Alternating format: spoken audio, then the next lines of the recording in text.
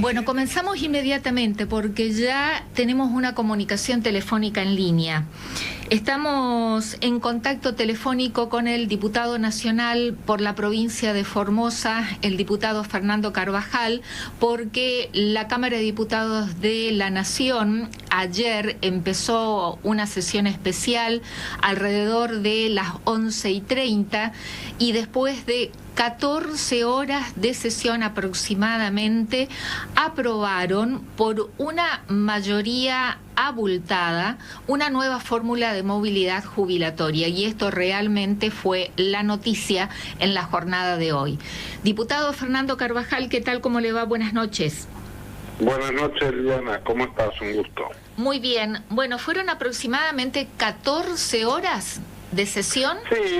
Sí, con unas cuantas horas que con estas malas prácticas que tiene la Cámara de Diputados se fueron en cuestiones de privilegio, en homenajes, etcétera, que en realidad tendrían que distribuirse a lo largo de las sesiones ordinarias, pero como no hay sesiones ordinarias, se producen estos cuellos de botella que lamentablemente afectan la calidad y el tiempo del debate.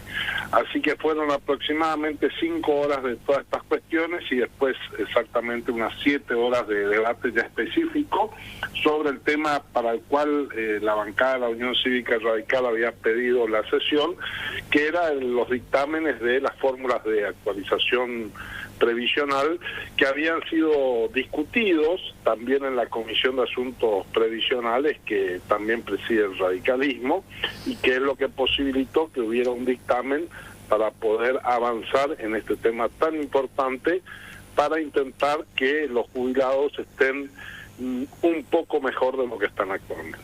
Bueno, en la presentación del tema di el título, ¿no? Diputados aprobó una nueva fórmula de movilidad jubilatoria por una abultada mayoría.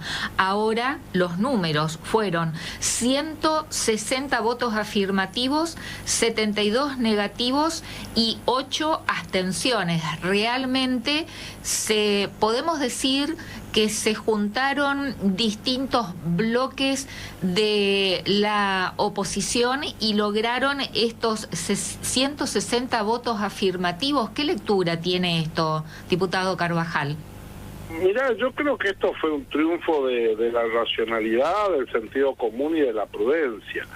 Lo primero que hay que explicarle a los ciudadanos es que esto sucedió porque el gobierno actual lo que hizo a través del DNU es derogar el régimen de actualización que estaba vigente y dejar sin ningún régimen, ningún modo establecido acerca de cómo actualizar los saberes. Hay que recordar que, de acuerdo al artículo 14 bis de la Constitución, es una obligación del Congreso de la Nación dictar una ley que establezca el haber previsional y una obligación constitucional que ese haber se actualice. Por lo cual, esta omisión del presidente y del Poder Ejecutivo de establecer una fórmula y pretender dejárselo a su criterio, además de ser desde el punto de vista económico un error porque genera incertidumbre, lo cierto es que es un incumplimiento constitucional. Frente a esto, el Congreso, lo que hicimos los distintos bloques, con el silencio del bloque oficialista, fue discutir cuál era un modo razonable de establecer la actualización de los saberes previsionales. Y esto fue lo que logró el consenso. Había un dictamen de Unión por la Patria que a nuestro juicio daba un aumento que sí podía llegar a generar problemas desde el punto de vista presupuestario, pero bueno, luego finalmente Unión por la Patria aceptó acompañar esta propuesta del radicalismo, al igual que el resto de los bloques. Entonces se alcanzó un consenso acerca de lo razonable, ¿no? Es decir, está claro de que no podemos no tener una fórmula de actualizar el haber previsional cuando estamos con una inflación altísima, aunque hay una leve tendencia a la baja. Sigue siendo una inflación extremadamente alta, una de las más altas del mundo. En consecuencia, necesariamente los saberes tienen que ser actualizados. Y lo que hemos hecho es fijar una fórmula que justamente refleja eso. Por un lado, compensa la pérdida del 8% que se generó durante el mes de enero, en la transición entre un régimen y otro, y además establecemos hacia el futuro la necesidad de que mensualmente el haber previsional se vaya corrigiendo conforme el costo de vida. Es decir, es una medida extremadamente razonable, con un impacto fiscal que por supuesto existe, pero que es acotado y que el Estado Nacional está en condiciones de afrontarlo, y en consecuencia esto es lo que ha hecho que opere este verdadero milagro, podemos decir, que es esta amplísima mayoría que supera los 2/3 de los votos de los presentes, por lo cual también con esto respondemos a la amenaza presidencial acerca del veto, diciendo que, bueno, aunque se produzca el veto, probablemente la Cámara de Diputados, a través de estos 2/3, está en condiciones de igualmente poner en vigencia la ley. Bueno, apelando justamente a su capacidad docente, y se adelantó a la respuesta de una pregunta que pensaba formular, con lo ya adelantado por el presidente Javier Milei y en su estilo que lo caracteriza de manera vehemente, agresiva e insultando nuevamente a los legisladores nacionales, expresó que iba a vetar, que en caso que esta nueva fórmula de movilidad jubilatoria se convierta en ley, el Senado apruebe y se convierta en ley, él iba a ejercer su facultad de veto. Expliquemos a la audiencia qué es la facultad de veto del Poder Ejecutivo dentro del proceso de formación y sanción de las leyes, por favor, y qué herramientas tiene el Poder Legislativo ante el uso de facultad de veto del Ejecutivo Nacional.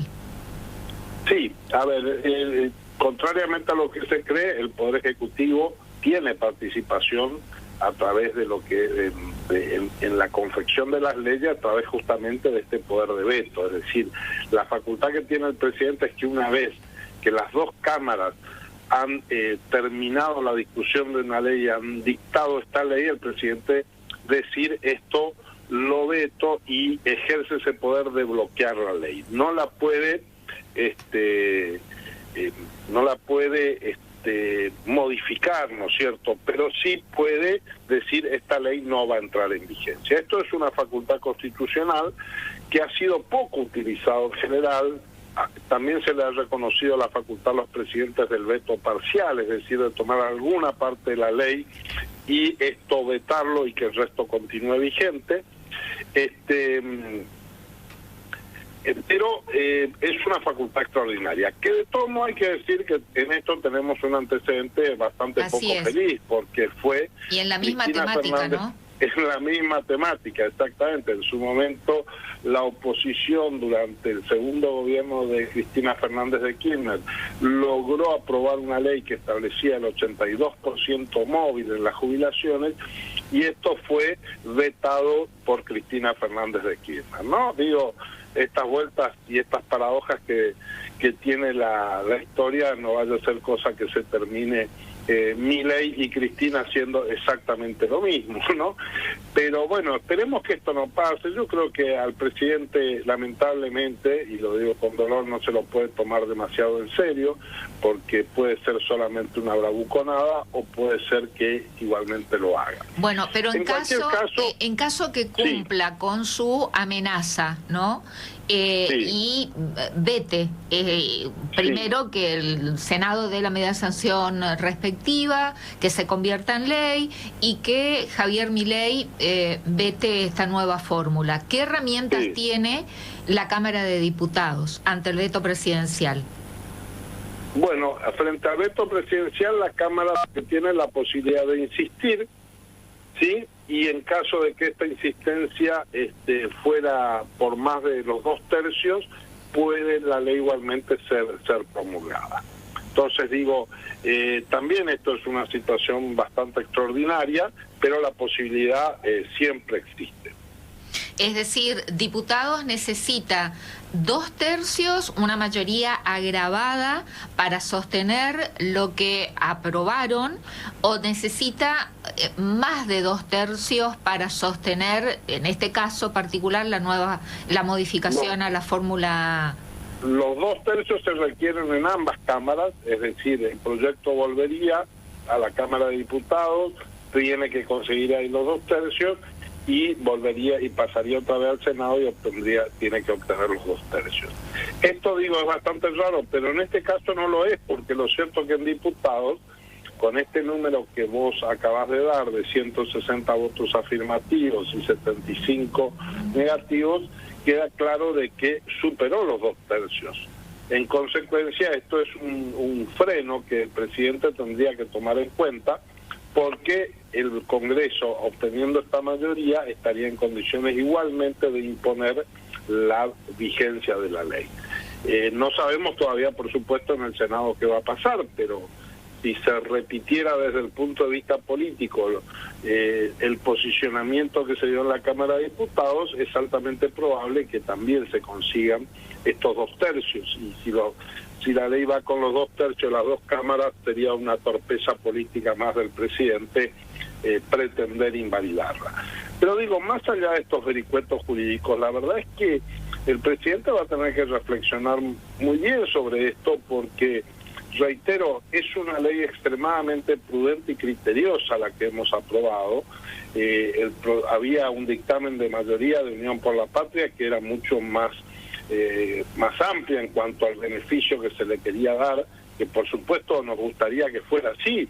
Todos quisiéramos que los jubilados ganen mucho más, pero somos conscientes de las dificultades económicas actuales, y por eso la fórmula que propuso el dictamen de minoría del radicalismo era mucho más prudente, pero se hace cargo, por un lado, de la pérdida del valor que ha obtenido el haber previsional durante el gobierno de Milei, se recupera eso, se fija el mismo, en términos objetivos, el mismo valor que tenía el haber previsional cuando asumió Milei, es decir, le rompemos la licuadora, eso sí es cierto, y establecemos de acá adelante un horizonte de previsibilidad, diciéndole a los jubilados que su haber se va a ir corrigiendo conforme el costo de vida, lo cual nos parece que es absolutamente razonable en este contexto.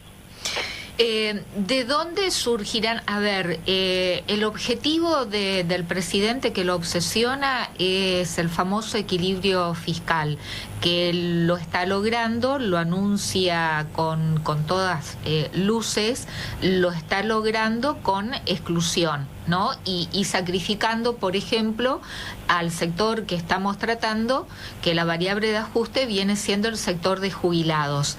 La pregunta es, y el mismo presidente hacía mención, ¿de dónde surgirán los fondos para este ajuste en el sistema previsional, para esta nueva fórmula de movilidad jubilatoria? ¿Estaría afectando el equilibrio fiscal? ¿Estaría atentando el equilibrio fiscal que le quita el sueño al presidente? ¿Eso está contemplado? ¿Estuvo contemplado en los proyectos? Vamos a aclarar, sí, claro. Hubo una explicación. El diputado Massot, en su bloque conclusivo, recomiendo que lo miren, porque dio una explicación desde el punto de vista técnico de cuáles son todos los puntos de los cuales pueden surgir, o de hecho de dónde están los fondos que se tienen que destinar a esto. Lo escuché en primer lugar, realmente, perdón, lo escuché en vivo ayer, estuve siguiendo durante el único momento en que no seguí la sesión, la transmisión en vivo, fue cuando salí a la radio y mientras estoy al aire. Pero una vez que llegué nuevamente, seguí la sesión en vivo, y realmente la intervención final del diputado Massot fue clarísima y para aplaudirla. Bueno, así es. ¿Cuál es la respuesta a la pregunta? Pero digo, yo no quiero entrar en esto en una discusión, daba esta referencia porque, digo, el que quiere profundizar la cuestión desde el punto de vista técnico, de cuáles son todos y cada uno de los impuestos con los cuales esto se financia y se puede llegar a financiar. Pero a ver, lo que no hay que perder, primero, que esto de que el gobierno ha alcanzado el déficit cero es una falacia. También hay que decirlo, ¿sí? ¿Por qué?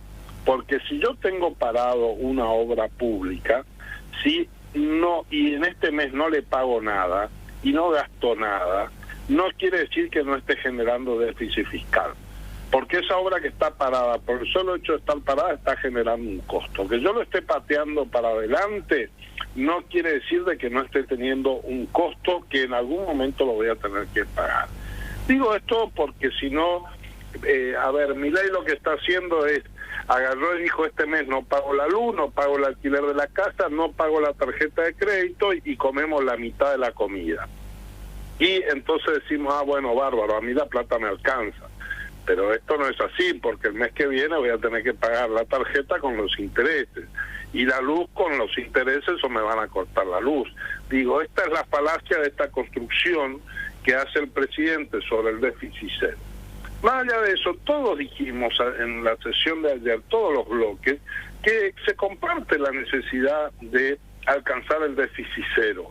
Ahora, el tema es en esto, no es que la plata, los ingresos han desaparecido, siempre la discusión es cómo se distribuye el dinero.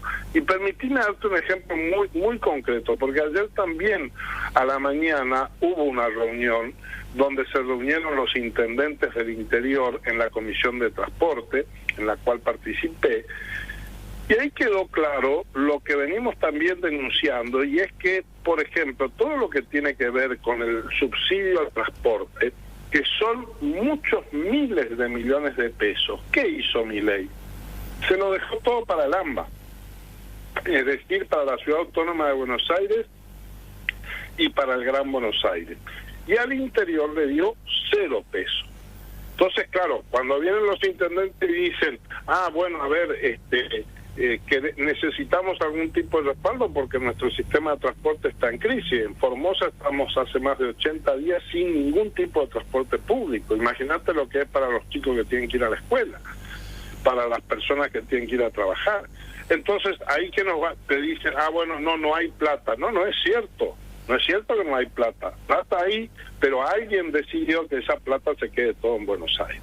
Entonces, la verdad es que como el gobierno eligió no tener presupuesto, porque esta fue una decisión política del presidente acordada con el ministro de Economía Massa saliente de que no hubiera presupuesto, no pueden pedir a la oposición que digamos exactamente cómo se van a acomodar los números. Es el gobierno el que lo tiene que decir.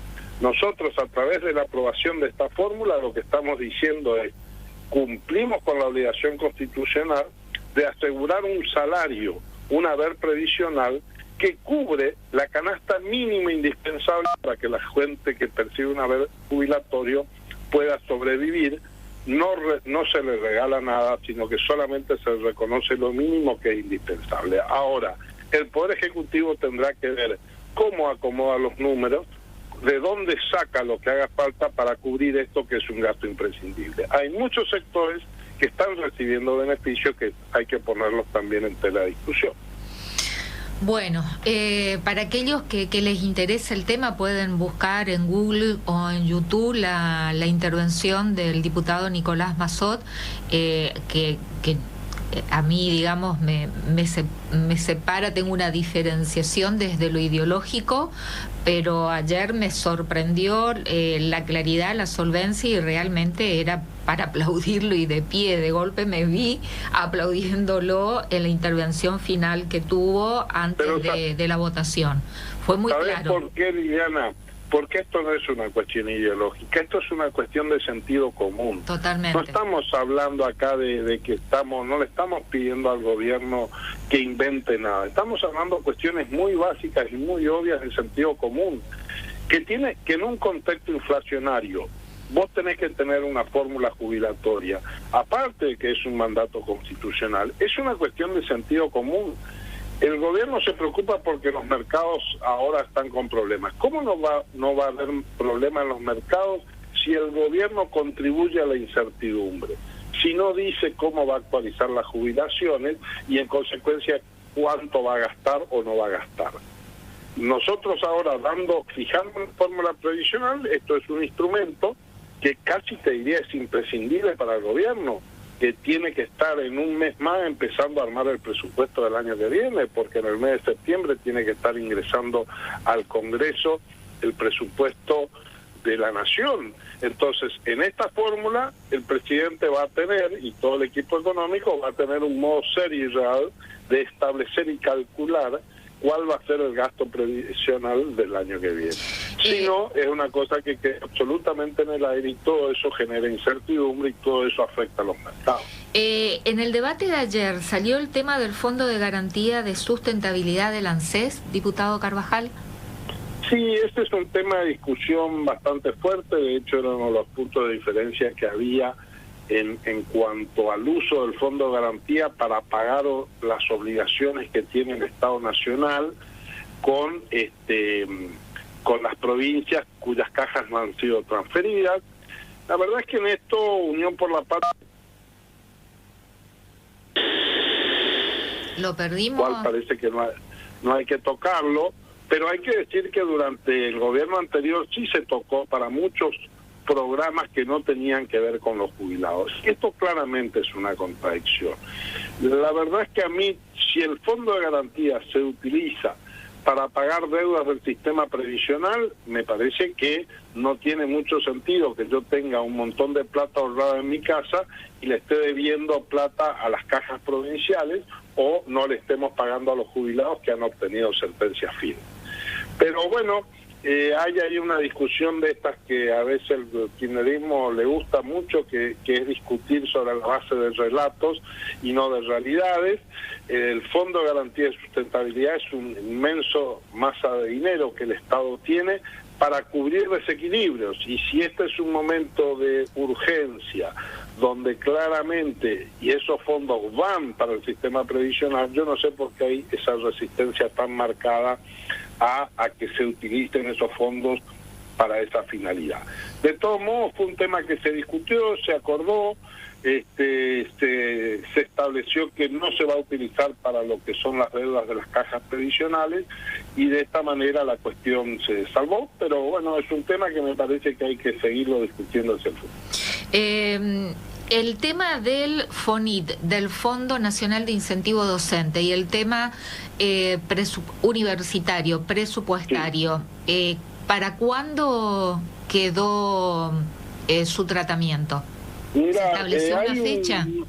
No hay todavía una fecha. Lo cierto es que la oposición de Unión por la Patria había solicitado una sesión para ayer mismo, que bueno, obviamente por razones materiales no fue posible hacerla, porque como decía, terminamos a las 2 de la mañana, por lo cual ya no había posibilidad material de hacer esa nueva. No sé si ellos van a insistir con un nuevo pedido. El radicalismo ha solicitado una reunión para creo que es para el 3 de julio. 3 de julio, sí. Claro, que es una fecha que parece un tanto lejana, pero también hay que decir...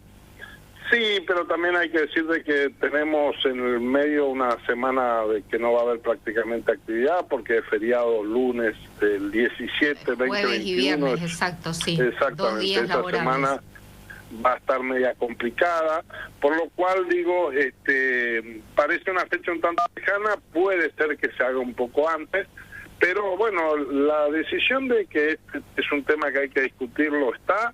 De hecho, son temas que tienen dictamen de comisión, y también no dejamos de tener la esperanza de que esto se resuelva a través de la vía del consenso. Estamos también esperando eso, por lo menos lo que tiene que ver con las universidades. Parece haber conversaciones en curso y ojalá que eso sea así, porque se va a resolver más rápidamente. Y de lo contrario, bueno, en alguna fecha no demasiado lejana, sea en el mes de junio o a más tardar primeros días de julio, seguramente estaremos discutiendo el tema. Dispone de unos minutitos más, diputado, para preguntarle, ya lo saco de la sesión de especial, y sobre una reunión de comisión que se realizó hoy y que usted estuvo participando. ¿Dispone unos minutitos? Sí, cómo no. De la reunión de Comisión de Derechos Humanos y Garantías, estuve siguiendo también. Si nos puede hacer una síntesis, porque recibieron y escucharon testimonios de venezolanos, ¿no? Y usted tuvo también una intervención, participó y me parece que fue sumamente acertada su intervención. Bueno, gracias, Liliana. Sí, a ver, tratamos dos temas hoy, emitimos una una resolución expresando la preocupación de la Comisión y de la Cámara respecto a este crimen de odio que se dio acá en la Ciudad de Buenos Aires, este cuádruple lesbicidio, estas mujeres que fueron asesinadas a través del fuego por una cuestión de odio, por su condición sexual, que la verdad que es un hecho horrendo. Fue expresar la preocupación respecto a esto, bueno, pero sirve para poner en agenda la gravedad que tienen estos hechos y sobre todo, que fue lo que de alguna manera se puso de manifiesto también, el cuidado que deberíamos tener quienes tenemos responsabilidades públicas e institucionales en ser muy cuidadosos, en no propagar el odio en ninguna de sus formas y realizar un ejercicio de tolerancia y de respeto, ¿no? Y creo que esto viene a tono con algunos discursos de distintos sectores sociales, pero que tienen mayor peso cuando los realiza el propio presidente desde el oficialismo, donde se ha pensado este discurso, digamos, descalificativo respecto a las minorías sexuales, en general con información que no tiene ningún tipo de validación científica y que son más un compendio de prejuicios. Este fue un tema... Perdón, en relación a eso, finalmente, ¿se lo va a convocar al secretario de culto, Francisco Sánchez? Sí, en este mismo momento firmamos un proyecto de resolución pidiendo que se lo cite a Sánchez, pero además quedó una suerte de compromiso de hacer una citación conjunta con las otras comisiones, la de Exteriores y la de Asuntos Constitucionales, para hacer una convocatoria conjunta para que venga este secretario, que viene realizando este tipo de declaraciones. Además, en mi caso yo lo he denunciado junto al diputado Alcolo Aguirre y a Garimberti, lo hemos denunciado por el viaje que hizo a España con fondos públicos con una finalidad absolutamente particular que no justifica el viaje que hizo. Así que también lo hemos denunciado por esto, digo, ¿no? Se van sumando motivos para que la permanencia de este funcionario va a tener que ser revisada, seguramente por el gobierno, tanto por su discurso como por estos actos absolutamente censurables, que yo además creo que se trata de un supuesto ilícito. Bien, ¿qué otros temas fueron abordados en la reunión de la Comisión de Derechos Humanos y Garantías que se realizó hoy, diputado Carvajal? Bueno, se planteó algo muy interesante, había un proyecto respecto a un material que relata y permite evidenciar a través de la realidad virtual la grave situación de este centro de detención y tortura que tiene Venezuela, que es el Helicoidal, que es un edificio, exactamente, gracias, que es un edificio, bueno, bastante emblemático ahí, que está en manos de los servicios de inteligencia y los servicios de represión venezolanos. Y bueno, recibimos, la verdad, que testimonios, uno a través de una grabación y otro joven que estuvo presencial, donde dieron descripciones muy duras acerca de lo que implica el régimen de Maduro y las gravísimas violaciones de derechos humanos que se realizan en este país. Así que sirve esto para denunciar con mucha firmeza de que efectivamente el régimen de Maduro viola los derechos humanos y hay que estar con las defensas muy altas frente a estas situaciones. De mi parte, lo que hice en el marco de la comisión fue destacar la necesidad de que todas estas denuncias de violación a los derechos humanos se hagan siempre con la mirada puesta en la situación de las víctimas y que no haya ningún sesgo ni ninguna discriminación en cuanto a la ideología de los victimarios, ¿no? Esto, dicho puntualmente, vinculado a que puse como ejemplo que el presidente estuvo esta semana en El Salvador, que se tomó la molestia de ir al acto de asunción de un presidente que es absolutamente cuestionable por su metodología, que es el presidente Bukele, que tiene severas denuncias y críticas por las violaciones a los derechos humanos. y sin embargo hay algunos sectores ideológicos que, porque tienen simpatía con estas miradas ideológicas, no censuran las violaciones a los derechos humanos.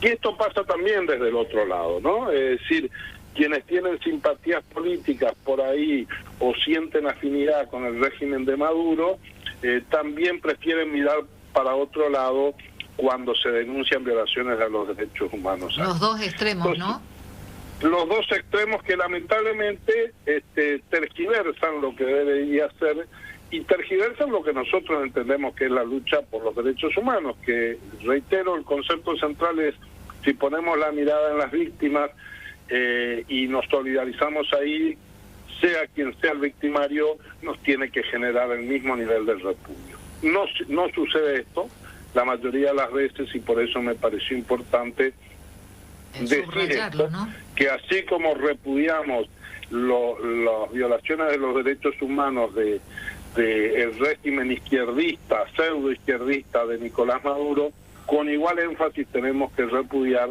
las violaciones de derechos humanos del régimen de extrema derecha de Bukele, en el cual muchos, incluida nuestra ministra de Seguridad actual, mira con simpatía y que en muchos aspectos imita, ¿no? Imita con este discurso simplificador de decir que los problemas de seguridad y violencia se pueden resolver fácilmente con estos métodos inconstitucionales y violatorios de los derechos humanos, y solamente simular la solución, pero en realidad lo único que hacen es cambiar los niveles y la forma de violencia, pero siguen promoviendo la violencia. Así que temas que debemos empezar a discutir desde otra mirada, y eso fue lo que propuse. Diputado Fernando Carvajal, muchísimas gracias por esta comunicación. Lo último, ¿el DNU cuándo será tratado en diputados en el recinto? No está muy claro. Lo que sí te puedo adelantar es que de mi parte lo que he solicitado la semana próxima pasada es que la Comisión de Asuntos Constitucionales también empiece a analizar la ley que regula los DNU, la 26122, una pésima ley, una muy mala ley cuya autoría le corresponde a Cristina Fernández de Kirchner y que posibilita este engendro inconstitucional de que los decretos tengan validez indefinida aun cuando no haya un pronunciamiento del Congreso. Esto es un engendro, esto no lo dice la Constitución, lo pusieron en esa ley y lo hicieron aprobar por las mayorías kirchneristas, y ahora Milei lo utiliza de la manera en que lo está utilizando. Entonces, pero novedades respecto al tratamiento del DNU en el recinto. Bueno, no. Por eso lo que pasa, Liliana, es que si tratamos el DNU en el recinto y no discutimos la ley, podemos nosotros decir, le quitamos validez al DNU y a las 24 horas siguientes Milei te vuelve a sacar el mismo DNU, porque la ley lo autoriza. Entonces, nos parece... ¿Cómo?